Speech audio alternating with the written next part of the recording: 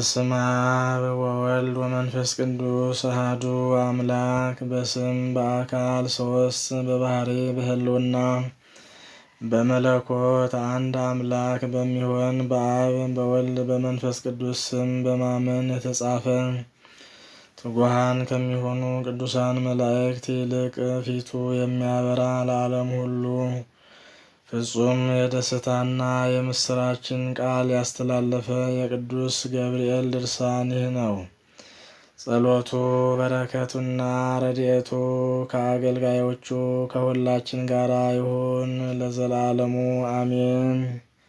ይህ ድርሳን ፀሐየ ጽድቅ የተባለ የጌታን መምጣትና ሰው መሆን ለመናገር የተላከ እንዲሁም መምጣቱን በተስፋ ለሚጠባበቁና በፍጹም እምነት ለሚቀበሉ ሁሉ ያማረ የምስራች ዜና ያበሰረ የቅዱስ ገብርኤል በዓል በሚከበርበት በታኅሳስ 19 ቀን የሚነበብ የሚጸለይ ነው። በዲያብሎስ በሰይጣን የተንኮል ወጥመድ ገብተው ለተሰናከሉት ፈጥኖ ለእርዳታ የሚደርስ የእግዚአብሔር ትእዛዝ ባለማክበር በኃጢአት ለሞቱ የይቅርታና የደህንነትን ምስራች ያበሰረ በጨለማና በሞት ጥላ ውስጥ ለሚኖሩት ሁሉ የብርሃን ፋና ያበራ ይህ ቅዱስ ገብርኤል ነው።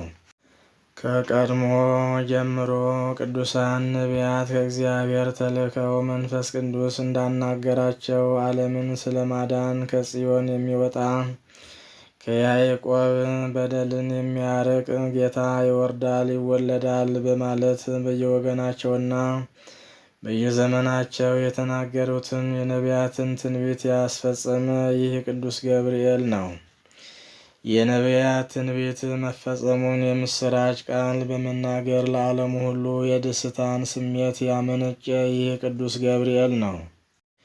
የጨለማ አበጋዝ በሚሆን በሰይጣን በዲያብሎስ ተንኮል ከእፉኝት መርዝ የሚከፋ በሰው ልቦና ውስጥ አድሮ የነበረውን የሐዘን ስሜት ያጠፋ ይህ ቅዱስ ገብርኤል ነው። ሔዋን ከእግዚአብሔር ዘንድ አምጠሽ ተጨንቀሽ ውለጂ፣ ከወለድሽም በኋላ ፈቃድሽ ወደ ባልሽ ይመለስ፣ ለሱም የትእዛዙ ሁሉ ተገዥ ሁኝ የሚል ቃል ስለሰማች ደነገጠች። የሔዋን ልጅ ማርያም ግን በብርሃናዊው መልአክ በገብርኤል አስደሳች የብስራት ቃል ከሷ ሌላ ማንም ሊያገኘው የማይችለውን ጸጋና ክብር ልዕልናንም ስለተጎናጸፈች ያለ ዘራ ብእሲ በድንግልና ጸንሳ ያለ ሕማም ያለ ጭንቅና ያለ ችግር በድንግልና ወለደች።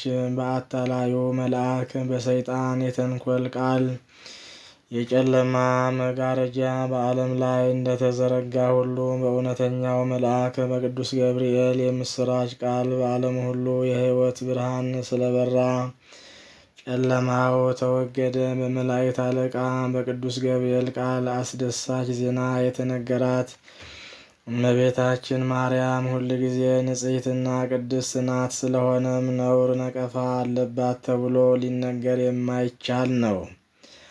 ዓለም በሐዘን ማዕበል ተውጦ በነበረበት ጊዜ አስቀድማ በገብርኤል አንደበት የደስታን ቃል የሰማች የወገናችን ክብር የምትሆን እመቤታችን የተዳደፈችበት ጊዜ ፈጽሞ የለም አይኖርምም። እግዚአብሔር የባሕርይ ልጅ ከእሷ መወለዱንና እሷም ወላዲተ አምላክ መሆኗን ያመን እኛም የሰው ልጆች ሁሉ የማያልፍና የማይጠፋ የደስታዋ ተካፋይ ሆን። ማርያምስ በመልአኩ በገብርኤል ቃል የደስታን አክሊል የተቀዳጀች ናት። ዳሩ ግን ዛሬ የከበረች ወይም የተመሰገነች አይደለም። ገና በአባቷ በአዳም አብራክ ሳለች ነው እንጂ።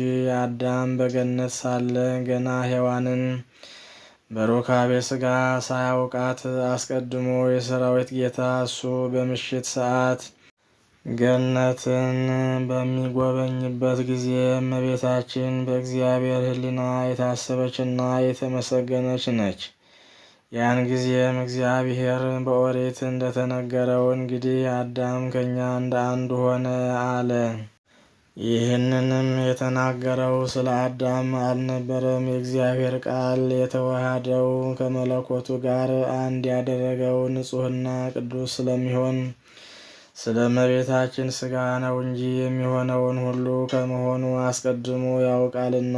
ስለዚህም ንጽሕት ቅድስት የምትሆን የአዳም ልጅ የማርያምን ንጹሕ ሥጋዋን የሚለብስ ከሦስቱ አካላት አንዱ አካል ስለሆነ እንግዲህ አዳም ከእኛ እንደ አንዱ ሆነ አለ። አዳም ግን ከሦስቱ አካላት እንደ አንዱ አልሆነም። የእግዚአብሔርን ትእዛዝ በመተላለፍ እንዳይበላ ከተነገረው ዕፅ ከበላ በኋላ እሱና ሚስቱ ለብሰውት የነበረውን ብርሃን ስለተገፈፉ የበለሲቱን ቅጠል አገጣጥመው መልበስ ግድ ሆኖባቸዋልና።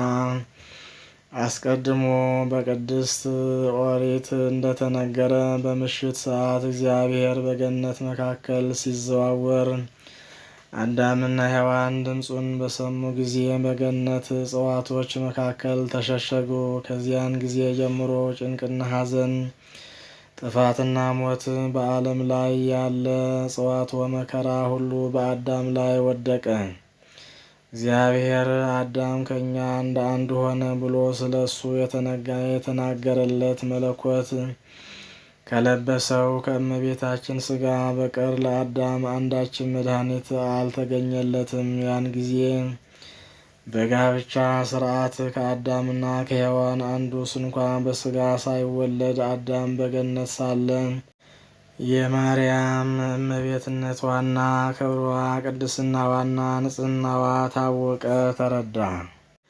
ያን ጊዜ አዳም ከእኛ እንደ አንድ ሆነ ብሎ መናገሩ በክብር ካለ ሥጋ ሁሉ የማርያምን ሥጋ በኩር አደረገው። በሥጋ ለመወለድ በኩር የሆነ አይደለም፣ ነገር ግን የእግዚአብሔር ልጅ ስለለበሰው ንጹሕ ስለሆነ ስለ ማርያም ሥጋ አዳም ከእኛ እንደ አንድ ሆነ ብሎ እግዚአብሔር እንደተናገረ አወቅን፣ ተረዳን። የማርያም ሥጋ ከአዳም ልጆች ይልቅ አሸናፊ በሚሆን በእግዚአብሔር ቃል አስቀድሞ ተመሰገነ። የእመቤታችን የሥጋዋ ክብር እንደ ነቢያትና ሐዋርያት እንደ ጻድቃንና ሰማዕታት ሥጋ ክብር አይደለም። አዳም ከእኛ እንደ አንድ ሆነ ብሎ ጌታ እንደተናገረ ከሦስቱ አካላት እንደ አንዱ አካል ነው እንጂ ደስ በሚያሰኝ የምስራች ቃል በሊቀ መላእክት ገብርኤል አስቀድሞ እንደተነገረ ያለ ዘራ ብእሲ ከእመቤታችን ከሥጋዋ ሥጋ ከነፍሷ ነፍስ ነስቶ ማኅተመ ድንግልናዋን ሳይለውጥ ተወለደ። በማይመረመር ሥልጣኑ መለኮቱን ከትስብእቱ ጋር ስላዋሃደ በሰማይ ባሉ መላእክት በአንድ ምስጋና ተመሰገነ። በልደቱም ቀን በምድር ላይ ለሰው ልጅ ሰላም ወርዷልና በሰማይ ለእግዚአብሔር ምስጋና ይገባል እያሉ አመሰገኑ። አስቀድሞ እግዚአብሔር አዳም ከእኛ እንደ አንድ ሆነ ያለው እነሆ በድንግል ማርያም ሥጋ ተፈጸመ። ስለዚህም እመቤታችን ድንግል ማርያም በሁለት ወገን ማለት በውስጥ በአፋ በአሳቧም በሥጋዋም ድንግል ናት።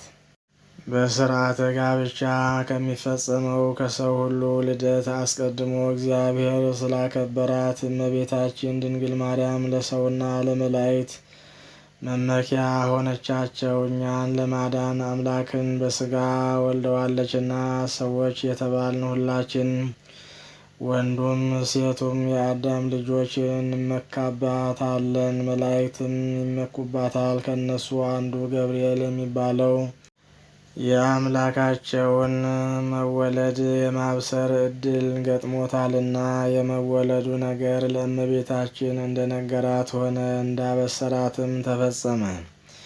የተፈጥሮ መገኛቸው እሳት የሆነ የሰራዊት አለቃ ቅዱስ ገብርኤል ግሩምና ድንቅ የሚሆን የብስራቱ ምስጢር ይህ ነው። ለዘካርያስ የዮሐንስን መወለድ በነገረው በስድስተኛው ወር የእግዚአብሔር ልጅ ከሷ ሰው መሆኑን ይነግራት ዘንድ ከእግዚአብሔር ወደ ማርያም የተላከ ጌትነቱና ክብሩ በወንጌለ መንግሥት የተነገረለት የመላእክት አለቃ ይህ ቅዱስ ገብርኤል ነው። ወንጌላዊው ሉቃስ በወንጌለ መለኮት እንደተናገረ የመላእክት አለቃ ገብርኤል የሚባል በ6ኛው ወር ከገሊላ ክፍል ናዝሬት ወደምትባል ወደ አንዲት አገር ከዳዊት ወገን የሚሆን ስሙን ዮሴፍ ለሚሉት ሰው ለታጨች ወደ አንዲት ድንግል ማርያም ወደ ተባለች ከእግዚአብሔር ዘንድ ተላከ። መልአኩም ወደ እሷ ገብቶ ጸጋን የተመላሽ ሆይ ደስ ይበልሽ፣ እግዚአብሔር ከአንቺ ጋር ነውና ከሴቶች ሁሉ ይልቅ አንቺ የተባረክሽ ነሽ አላት። እሷም ባየችው ጊዜ ከአነጋገሩ የተነሳ ደነገጠች። እንዲህስ ያለ ሰላምታ ምንድን ነው እያለች አሰበች። መልአኩም ማርያም ሆይ አትፍሪ፣ በእግዚአብሔር ዘንድ ባለሟልነትን አግኝተሻልና፣ እነሆ ትጸንሻለሽ፣ ወንድ ልጅም ትወልጃለሽ፣ ስሙንም ኢየሱስ ትዪዋለሽ። እሱም ታላቅ ነው፣ የልዑል እግዚአብሔር ልጅ ይባላል። እግዚአብሔር አምላክም የአባቱን የዳዊትን ዙፋን ይሰጠዋል፣ ለያዕቆብም ወገን ለዘላለሙ ይነግሣል፣ ለመንግሥቱም ፍጻሜ የለውም አላት። ማርያምም መልአኩን ወንድ ሳላውቅ ይህ እንዴት ይሆናል አለችው። መልአኩም መልሶ መንፈስ ቅዱስ ወደ አንቺ መጥቶ ያድርብሻል፣ የልዑል ኃይልም ይጋርድሻል። ስለዚህም ከአንቺ የሚወለደው ቅዱስ ነው፣ የልዑል እግዚአብሔርም ልጅ ይባላል አላት። ከዘመዶችሽ ወገን የምትሆን መካን የሚሏት ኤልሳቤጥ እንኳ በእርጅናዋ ወራት ወንድ ልጅ ጸንሳ እንሆ ከጸነሰች 6 ወር ሆኗታል፣ ለእግዚአብሔር የሚሳነው ነገር የለምና። ማርያምም መልአኩን እንሆኝ የእግዚአብሔር አገልጋይ እንደ ቃልህ ይደረግልኝ አለችው። እንግዲህ መንፈስ ቅዱስ ያድርብሻል፣ የልዑል ኃይልም ይጋርድሻል፣ ከአንቺም የሚወለደው ቅዱስ ነው፣ የልዑልም ልጅ ይባላል ሲል ለማርያም እንደነገራት ከመልአኩ ከገብርኤል ቃል ሰማን። በእመቤታችን ላይ ያደረ መንፈስ ቅዱስ በነፍስና በሥጋ እንዲያነጻቸውና መንግሥተ ሰማያትም እንዲያገባቸው በነቢያትና በሐዋርያት እንዲሁም በምእመናን ላይ እንዳደረው አይደለም። ማርያምን ግን ከእናቷ ማኅፀን ጀምሮ በማይመረመር የንጽሕና ክብር በእውነት አከበራት እንጂ የመጽነሷ ነገር ያለ ዘራ ብእሲ በግብረ መንፈስ ቅዱስ እንደመሆኑ መጠን ወልደ እግዚአብሔር ከእሷ ሰው በሆነ ጊዜ የዓይን ጥቅሻ ስንኳ ያህል ከእሷ ሳይለይ መንፈስ ቅዱስ አደረባት። የእግዚአብሔር እናት እንደመሆኗ ለዘላለሙ ከእሷ ባለመለየት የልዑል ኃይል ሲጠብቃት ይኖራል። ይህም የልዑል ኃይል ጥበቃ ከእሷ አልተለየም። እሷንም ከመጠበቅ ለዘላለሙ ከእሷ አይርቅም። ወልድ ያለ ዘራ ብእሲ ከእሷ ተወልዷልና በነቢዩ ዳንኤል እንደተነገረ የሰው እጅ ሳይነካው ከተራራ ተፈንቅሎ የወረደው ደንጊያ ምስሉን ፈጨው፣ ቀጠቀጠው። ያ ምስልም እንደ ትቢያ ሆነ። ምስሉን የቀጠቀጠው ደንጊያም ታላቅ ተራራ ሆኖ በምድር ላይ መላ። ደብር የተባለችውም ሥጋዊ ፈቃድ በሚሆን ዋዛ ነገር የሰው እጅ ሳይጨብጣት እብነ ሕይወት የተባለ ጌታ ከእሷ የተወለደ ማርያም ናት። ወልድም ከእሷ ከተወለደ በኋላ ጸጋው ኃይሉና ፍቅሩ ከእሷ አልተለየም። መፈራቱና መወደዱም በላይዋ እጥፍ ሆኖ አደረ እንጂ። ስለዚህ ማርያም በሁለት ወገን ድንግል ናት እንላለን ማለት በሥጋዋ ድንግል ናት፣ በሐሳቧም ድንግል ናት። ልዩ ሦስት በሚሆኑ የሥላሴ ፈቃድ በእሷ ላይ አድሯልና ከእግዚአብሔር ፈቃድ ውጭ የሆነ ሥጋዊ ፈቃድ በሥጋዋም በሐሳቧም እንዳይቀረጽ ጠበቃት። እንግዲህ በዚህ በቅዱስ ገብርኤል ቃል የማያልፍ የደስታ የምስራች ዜና አስቀድማ የሰማች ማርያም ይህች ናት። ለዳንኤል ራእይን የገለጸለት ይህ ቅዱስ ገብርኤል ነው። እኔ ዳንኤል በሱሳ ሳለው ዓይኔን አቅንቼ ስመለከት አንድ ጠቦት በኡባል ወንዝ መካከል ቆሞ አየሁ። ረጃጅሞች ቀንዶች አሉት። አንዱም ቀንድ ከሌላው ይረዝማል። የሚረዝመውም በኋላ የበቀለው ነበር። ጠቦቱም በምዕራብ፣ በሰሜን፣ በደቡብ በኩል ያገኘውን ሁሉ በቀንዱ ይዋጋ ነበር። አራዊትም ሁሉ ሊቋቋሙት አልቻሉም። ከሱ ሊያመልጥ የሚችል አልነበረም። የፈለገውን አደረገ፣ ኃይሉንም አሳየ። እኔ ዳንኤል በሱሳ ጸሎት እያደረጉ ሳለሁ በደቡብ በኩል ምድርን ሳይነካ የፍየል አውራ ሲመጣ አየሁ። ለዚህም የፍየል አውራ በዓይኖቹ መካከል ታላቅ ቀንድ ነበረው። ቀደም ሲል በወንዙ መካከል ቆሞ ባየሁት 2 ቀንድ ባለው ጠቦት ላይ በኃይል ተነሳሳበት። ፈጥኖም ደረሰበትና ጠቦቱን መታው፣ ቀንዶቹንም ሰባበራቸው። በዚሁ ጊዜ በኡባል መካከል ገብርኤል ብሎ ጠራና ይህንን ራእይ አስረዳው የሚል የሰው ድምፅ ሰማሁ። ከዚያም መጥቶ በአጠገቤ በቆመ ጊዜ ደንግጬ በግንባሬ ወደቁ። እሱ ግን የሰው ልጅ ሆይ አስተዋልክን? ተረዳህን? አለኝ። የዚህ ራእይ ጊዜ ገና አልተፈጸመምና በተናገረኝም ጊዜ ደነገጥኩና በግንባሬ ተደፋው። እሱ ግን እጄን ይዞ አቆመኝና እንዲህ አለኝ፣ በኋላ ዘመን የሚደረገውን እንሆ እነግርሃለሁ። የሚፈጸምበት ጊዜው ገና አልደረሰምና ቀንድ ያለው ያየኸው የበግ ጠቦት የፋርስና የሜዶን ንጉሥ ነው። ሌላውም ያየኸው የፍየል አውራ የኤሌኖን ንጉሥ ነው።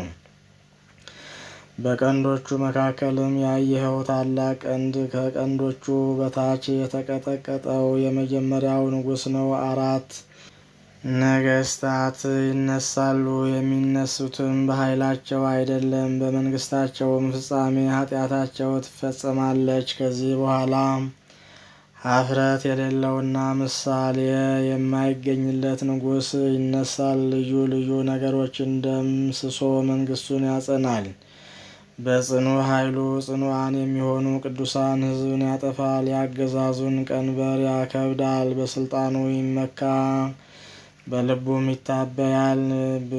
ብዙዎችንም ያጠፋቸዋል። እንግዲህ አንተ ይህን ራእይ ለብዙ ዘመን ተጠንቅቀህ ጠብቀው አለኝ። ዳግመኛም ራሱ ዳንኤል ጸሎት በማደርስበት ጊዜ ቀድሞ ሲበር ያየሁት ሰው ገብርኤል መጣ ብሎ እንደተናገረ አሁንም ለዳንኤል የነገረው ይህ ገብርኤል ነው። እሱም በሰርክ መስዋዕት ጊዜ ዳሰሰኝና ልብ አድርግ ብሎ በማስጠንቀቅ ዳንኤል ሆይ ዛሬ ጥበብን ልገልጽልህና ላስረዳህ መጥቻለሁ። በመጀመሪያው ጸሎትህ ድምፅ ተሰማ።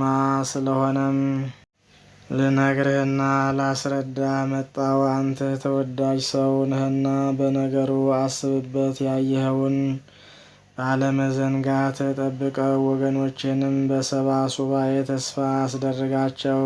ቅድስት ሀገርንም ቅጠራት። ኃጢአትና በደል አመፃም ፈጽመው ይደመሰሱ ዘንድ እውነት እስከ ዘላለም ትገለጻለች። የነቢያት ትንቢት ይፈጸማል። የቅዱሳንም ቅዱስ ሰው ይሆናል። ከቃሉም አነጋገር የተነሳ የምትናገረውን ታውቃለህ።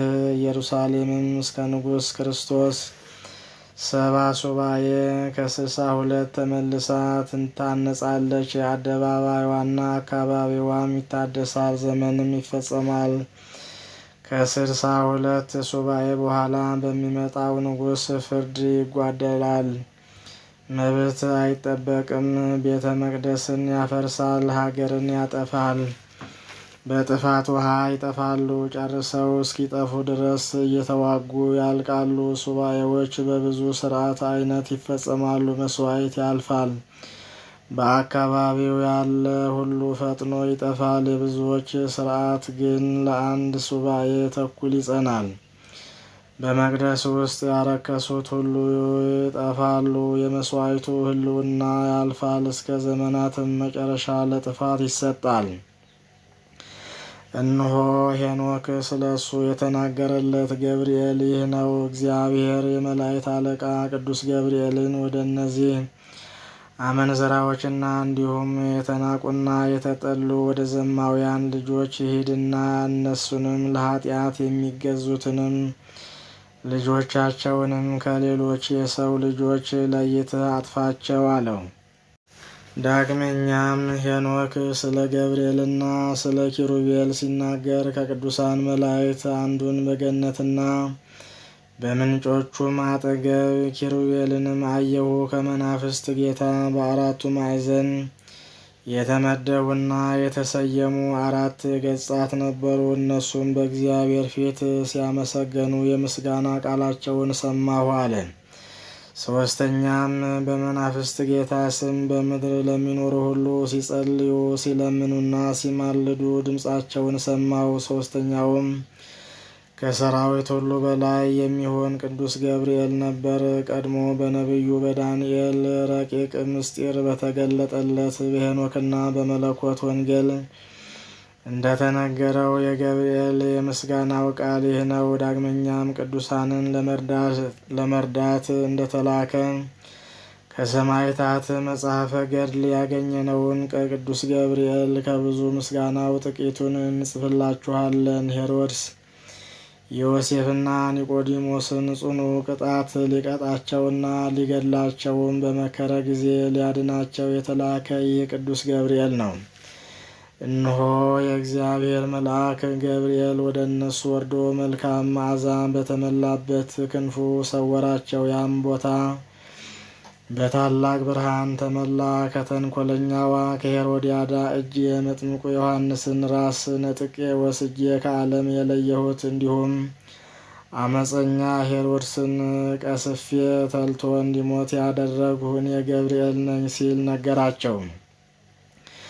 ገላውዴዎስን የተቃወሙትንና የተጣሉትን ወደ ሀገሩም እንዳይሄድ የከለከሉትን ጠላቶቹን ፈጽሞ እስኪፈጃቸውና እስኪያጠፋቸው ድረስ ለገላውዴዎስ ሰይፍ የሰጠሁት የመላእክት አለቃ እኔ ገብርኤል ነኝ። በውስጧ የግብፅ ባህር ምልክት ያለበት ኔቅሎን ከሚባል ቦታ ከተሰራች ቤተ ክርስቲያን ከምህዋሩ እንጨት ተአምራቱን ያሳየ ይህ ገብርኤል ነው። ከዚች እንጨት በቅዳሴ ጊዜ እንደ ላብ ያለ ውሃ ይታያል። ይኸውም በዚያች ዓመት ጽጋብ የሚሆን ከሆነ ከሷ የውሃ ነጠብጣብ ይታያል። ረሃብ የሚሆን ከሆነ ግን የእሳት ነጸብራቅ ይታያል። አባ አካውህ ስለ ክርስቶስ ስም ስቃይና መከራ በተቀበለ ጊዜ በሰማዕትነት ያጸናውና የረዳው ይህ ገብርኤል ነው።